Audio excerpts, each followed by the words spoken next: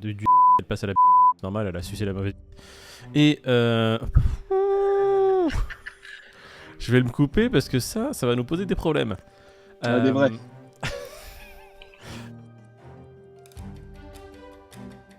Alors, hop, Christine Lagarde qui veut interdire l'USDT, bah évidemment. Tout interne, tous les stablecoins américains. Ouais. Enfin, pas européens. Enfin, c'est pas la garde, hein, c'est le le MiCA qui devrait arriver et englober effectivement la.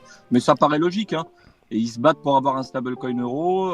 Ça sert pas l'économie européenne que d'avoir un stablecoin qui est adossé au dollar. Très clairement, dans l'étape et les steps du plan, ça en fait partie. Donc moi, ça m'étonnerait pas effectivement que ça arrive. Mais du coup, tu es en France, tu utilises Binance. Ça veut dire quoi? Qu'il n'y a plus d'USDT, plus d'USDC, plus de BUSD sur Binance en France ou en Europe? Comment tu le mets en place? Binance va proposer des paires euros pour l'Europe, je pense. Binance, européen, tu vois. Il a l'air de faire de belles courbettes, donc je pense. En tout cas, pour moi, ça veut dire qu'il y a beaucoup de liquidités qui vont se barrer. Au contraire, ça risque d'avoir un effet néfaste. Ah oui. Non, mais déjà, de toute façon, si t'as pas de stablecoin USDT en Europe, tous ceux qui sont en dehors de l'Europe et qui ont des USDT qui traitent avec l'USDT, ils vont pas se prendre la tête à prendre de l'euro. Donc ils vont pas prendre le stablecoin euro. Ils vont se barrer. Donc toute cette liquidité-là, de toute façon, sur le marché européen, elle sera perdue. La loi MiCA, elle est pas là pour aider le marché à proliférer. Elle va justement bloquer le marché. Enfin, elle va bloquer le marché. Elle va le freiner.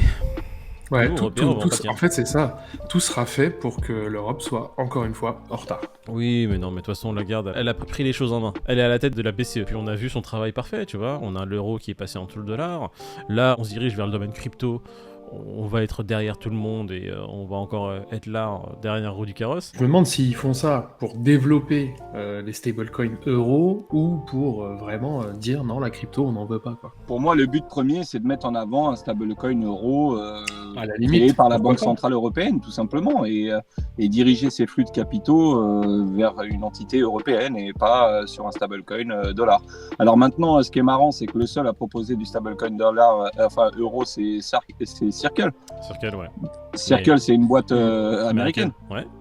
Donc si un stablecoin euro est émis par une entité américaine, ça marche? Non.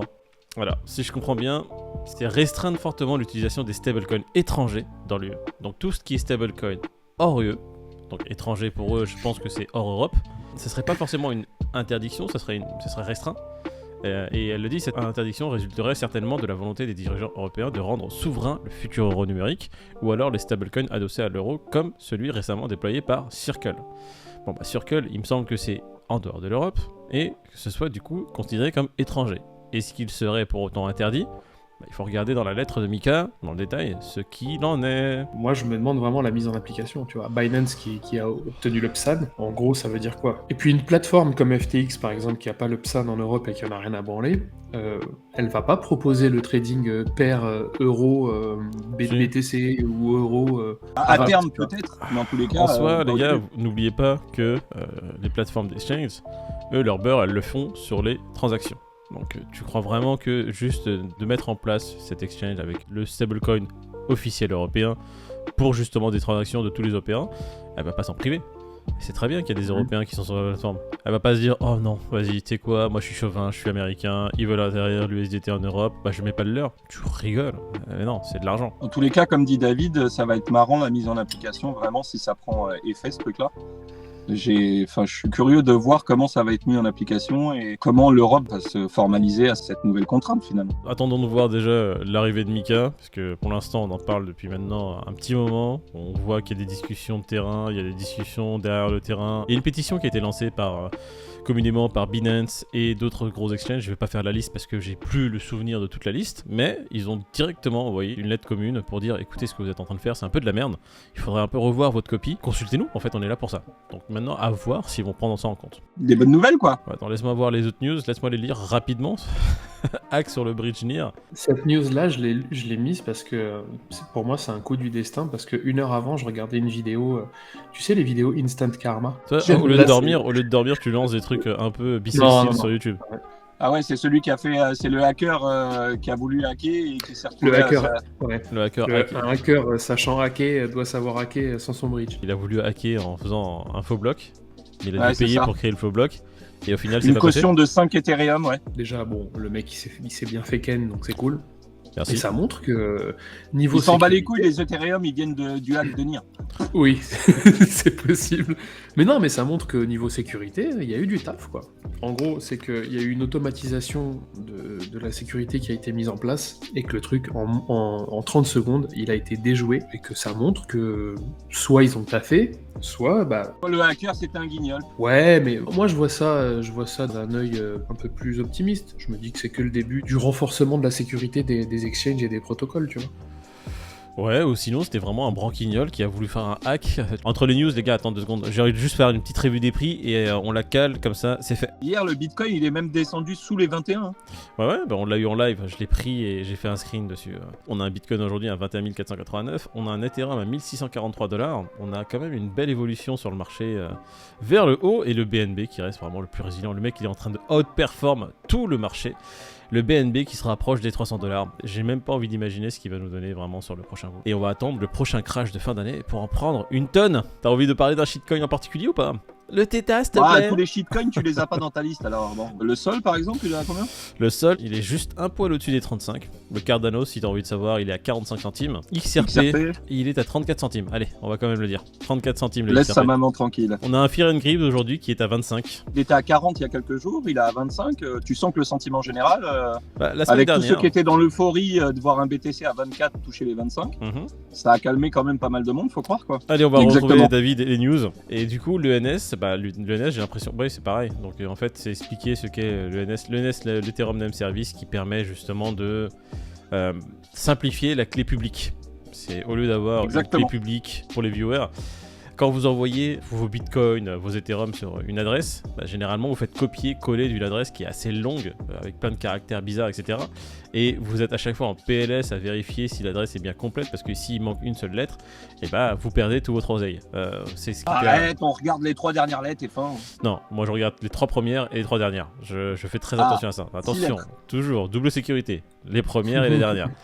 Et du coup, l'ENS permet de faire quoi? Permet de donner un surnom à cette adresse publique. Attention, la clé publique, hein, pas la clé privée.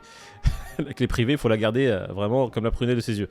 Donc la clé publique, qui est, on va dire, l'adresse de votre maison, la boîte aux lettres, là où les gens peuvent vous envoyer des choses, vous avez un surnom. Au lieu d'avoir cette ligne de caractère énorme et vraiment illisible, vous pouvez l'appeler viens chez moi.eth, par exemple. Voilà. J'encaisse.eth. Voilà ce qu'est l'ENS. Et l'Ethereum Name Service permet justement de faire ça. Moi perso, ça fait qu'un an que j'en entends parler de ce truc-là. Ouais, ça fait entre 1 et 2 ans l'ENS. Il y en a certains qui avaient des noms de domaine super prisés en .com et qui se sont fait racheter des millions de dollars aussi, tu vois. Alors, il y a une chose à savoir, c'est que l'ENS, l'Ethereum Name Service, quand tu vas sur la plateforme, et que par exemple tu dis que tu vas acheter Nike et avoir le Nike.eth, tu seras stoppé si tu n'es pas l'entité. C'est quand même assez... Voilà. Là, je vois, quand même D'accord. un C'est moins le Far garde-fou. West qu'à l'époque. Il y a une barrière à l'entrée, c'est que si tu essayes de faire justement un flip de nom de domaine connu, par exemple tu vas acheter Chanel, ils vont t'empêcher d'acheter Chanel en tant que personne qui n'est pas affiliée à Chanel. Donc, Si je fais Nike.R.Jordan, eh ben, tu peux. merci. Si tu fais Nike Air, tu veux changer des trucs ou tu vois Starbucks, café, un truc comme ça, un long truc pour avoir le truc, ouais, tu peux. Bien sûr, tu peux contourner, évidemment. Ils peuvent pas tout bloquer ou toutes les combinaisons, c'est compliqué pour eux. Et après, tu peux faire justement un sitting et attendre que la marque te rachète. Pourquoi pas? Ok, donc si jamais le truc de Telegram venait à voir le jour, il y a peut-être un truc à gratter quand même à ce niveau-là. quoi. Bah, vu que Telegram c'est russe et que je pense que Poutine n'en a rien à faire que des gens achètent Nike.com parce que c'est américain, je pense qu'il mettra pas de barrière aussi forte que l'a fait l'ENS. Telegram, c'est russe. Au contraire. Ouais, c'est russe. Ouais. Telegram, oui, il y a plus. En fait, quand t'envoies un message sur Telegram, c'est-à-dire quand t'envoies des dick pics à tes females, faut savoir que Poutine la voit en avant-première. C'est-à-dire qu'il est là, il la regarde, il fait oh, ouais, elle est un peu dégueulasse celle-là. Hein. Allez, bon. Pourquoi l'ENS est intéressant? Et on va terminer là-dessus sur l'ENS. Comme je vous l'ai dit, si vous vous trompez sur une seule lettre, ça peut tout foutre en l'air.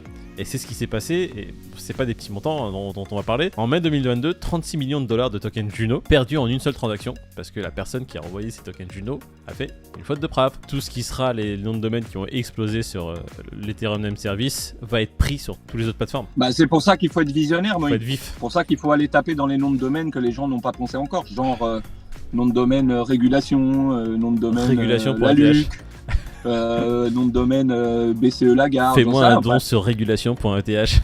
Pointon. il y a des trucs, voilà, pointon. Non, il y a peut-être des trucs à creuser, faut juste avoir un peu d'imagination. Commission européenne.eth. Là, il y a un truc que vous avez mis, j'aimerais bien comprendre. NFT, 6 heures après son lancement, cette plateforme s'est déjà fait voler 800 000 $. Les hackers ne connaissent pas la crise. C'est un lancement qui a été fait, donc Sudorar, il y a eu toute une com en mode on va concurrencer OpenSea, etc. Donc ils ont lancé leur plateforme, et au bout de quelques heures, c'était un rug pull en fait. Ils sont partis avec la caisse, ils ont D'accord. tout coupé. Tous les réseaux sociaux, ils ont disparu. Ok. 800 000 $. Après, c'est peu, entre guillemets, parce qu'on est en bear market, donc les pauvres, ils n'ont pas pu prendre des millions. Mais voilà, les mecs, ils se débrouillent quand même. quoi. En période de Sudorar, crise. c'est le fork de LuxRare. Donc les mecs qui ont fait le fork, qui ont lancé la plateforme, depuis le début, ils avaient le projet de faire un rug pull, si je comprends bien. Ils ont juste attendu que les gens... C'est exactement ça. Ah putain. Et c'est- tous les gens qui pensaient qu'ils étaient early dans le fork et qui se sont tous mis là-dedans, ils se sont tous fait ken, quoi. Donc il n'y a pas assez de se faire niquer déjà avec la baisse du Bitcoin, il faut en plus que tu te fasses niquer les gens qui te scamment, quoi. Il faut qu'ils bossent, les hackers. Il faut Ah, qu'ils mais mangent chacun aussi. doit gagner Qu'est-ce sa que croûte je te dis comme il peut, Peter. T'es gentil. T'es qui, toi, pour enlever le pain de la bouche de ces gens-là, hein? Tu Ah m'expliques? bah moi je suis personne, hein, c'est sûr. Hein. De ces- Voilà. Mais bon, s'ils ont des miettes de pain et qu'ils veulent les partager à Biarritz, qu'ils n'hésitent pas à venir me voir. Enchaînons sur la dernière news. Et je Il y a me une dernière passe. news. Les ventes de hardware wallet explosent après la faillite de Celsius et de piratage. Ah, ils nous écoutent les gens, ça y est? Moi je pense que entre ceux qui étaient en plein bull market et qui tradaient toute la journée et qui faisaient des achats, des reventes, bah tout était sur les exchanges et pas sur les clés. Entre-temps, beaucoup ont perdu beaucoup d'oseille et aujourd'hui, effectivement, le marché, on voit ce qu'il en est. Donc les gens, avec le peu qu'il leur reste, ils ont coffré sur Ledger parce qu'ils se sont dit, si je le laisse dans tel ou tel pool, ça risque de prendre l'eau. Donc on va laisser tomber, on va mettre ça sur Ledger, c'est plus simple. J'ai l'impression qu'on a parlé de pas mal de news. Demain, je suis à Biarritz et que je m'en fous de tes news. C'est demain qu'on est à Biarritz. Demain, nous serons en route pour le Surfing Bitcoin. Du coup, la vidéo quotidienne sera différente et l'horaire sera bisextile. On ne sait pas à quelle heure elle sortira. Demain, voilà, Biarritz, hein. On va en profiter, on va se la kiffer. Et puis on va essayer de donner un contenu un peu différent à notre communauté, histoire qu'ils soient à Biarritz un peu avec nous, quoi. Ouais. On vous fera On vivre partage, nous. Biarritz du mieux qu'on peut. Et puis ceux qui y sont et qui veulent nous rencontrer, écoutez, venez nous parler, tout simplement. Et puis n'hésitez pas à nous dire ce que vous souhaitez voir à Surfing Bitcoin dans les commentaires. Ciao. Allez, Salut, bonne Étienne. journée à tous. Il voit tous tes messages, Poutine. Mais il s'en bat les couilles de mes messages, Poutine, il a autre chose à faire. Il est en train de lire ceux de la garde déjà. Non, t'as pas compris. C'est à cause de tes messages qu'il a commencé à envahir l'Ukraine, Poutine. Putain, Peter, tu as un impact vraiment certain. Hein. Tu t'en Oui, rends pas compte. Tu t'en rends pas compte? Moyen celle-là, Non, moyen. Ukraine, Trop Poutine, tôt, moyen. trop tôt. Trop tôt? Bon, on va pas parler de ça alors. On va se faire cancel direct.